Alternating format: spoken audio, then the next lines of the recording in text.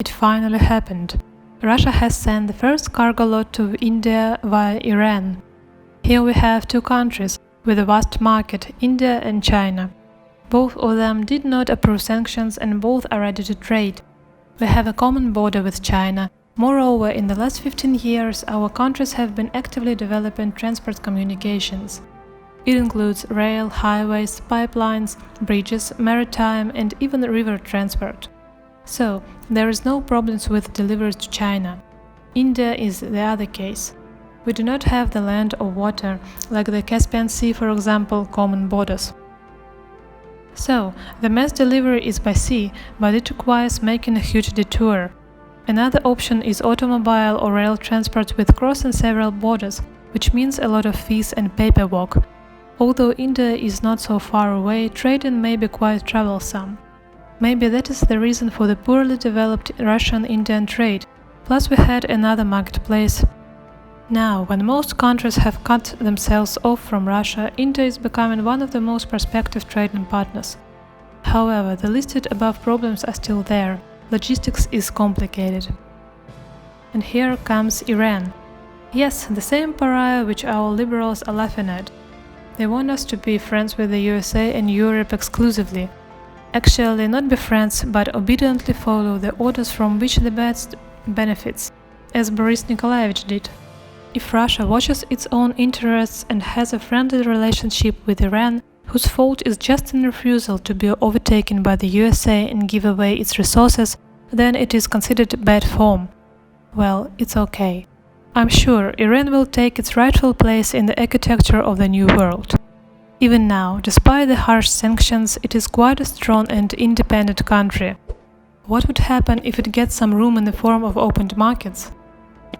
I believe at this rate France's and Italy's economy will be left behind by the Persian state.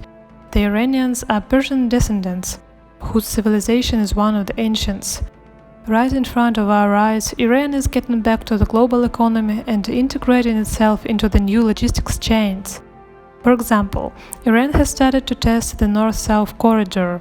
The purpose of this corridor is to provide a direct service between Russia and India with minimum paperwork and the shortest transit time. The first lot has been sent already, and there is a way it will go. The shipment to the port of Astrakhan. It may include cargo from the European part of Russia, the Ural, West Siberia and also Belarusia. In perspective, once the world is changed beyond recognition, this corridor may also maintain European countries. Germany, for example. Delivery options to the port are different, by rail, by trucks, by barge on the Volga River. The maritime shipments to Iran via the Caspian Sea. This is the cheapest option, which also avoids crossing borders of Kazakhstan and Turkmenistan, unlike the land delivery option. Railway transshipment. In the ports of Iran, containers are loaded to the rail and transported to the ports of the Indian Ocean. The maritime shipment to India, for example to the Navasheva port, Mumbai. Of course, the route is the same in both ways. Its advantage is that the whole chain consists only of three countries, Russia, Iran, India, but it is beneficial for Iran to have a transit through its territory, which would be obviously paid and would provide workplaces for Iranians. So Iran is willing to cancel all customs duties and moreover customs clearances, meaning only documents would be required, for example, is an invoice in Moscow, then cargo will be shipped with this one and only paper all the way to India. This measure will save some money and time. Has been prognosed that the first lot, which has already been shipped, will be delivered to Mumbai in 25 days. In future, when the route is run in, transit time may be reduced to 20 days, which is a lot faster than delivery only by sea, through the whole Baltic, the Mediterranean Sea, the Suez Canal, etc. And this project is only one of the many. Iran also plans to participate in the other Russian-Indian projects. For example, gas pipelines projects. So, it is quite possible that we will see a lot of Indian goods, from groceries to clothing, on the market shelves soon. And the other way around. New perspective deals await our entrepreneurs. The Indian market is huge and, what is more important, is not overloaded with goods, which is why such simplified corridors play into the hands of the Russian industry. May seem that apart from oil we don't export any other goods, but things are different. Let's analyze the last normal year before the pandemic interference into global trade, namely 2019. In 2019, commodity turnover between our countries had been $11.2 billion. At the same time, we exported goods of $7.3 billion and they imported goods of $3.9 billion. Export earnings of $7.3 billion compiles 1/6 of the total Russian worldwide export. What groups of goods have been included there? Let's see.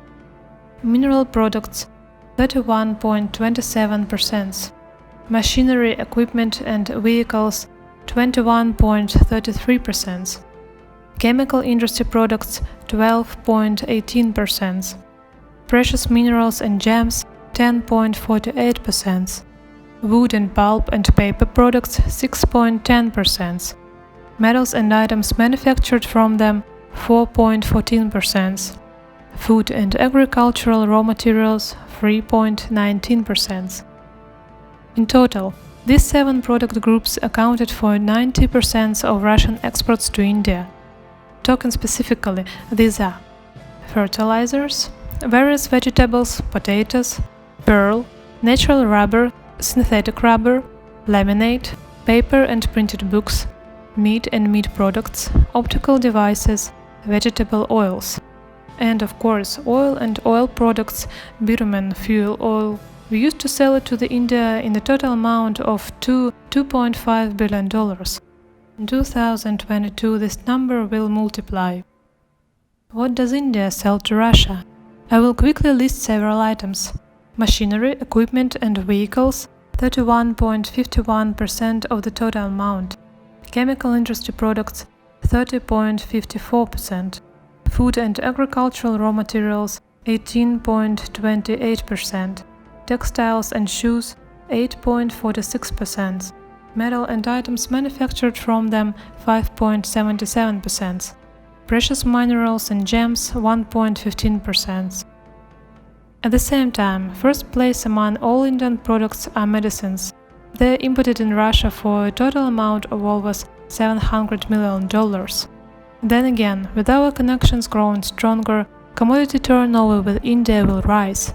For example, in 2019, our turnover with China totaled $110 billion, which is 10 times more than India. Meanwhile, the Indian market is comparable with the Chinese, which offers a huge opportunity for trade increase. Let us know what you think about it. Leave your comments below and push the subscribe button.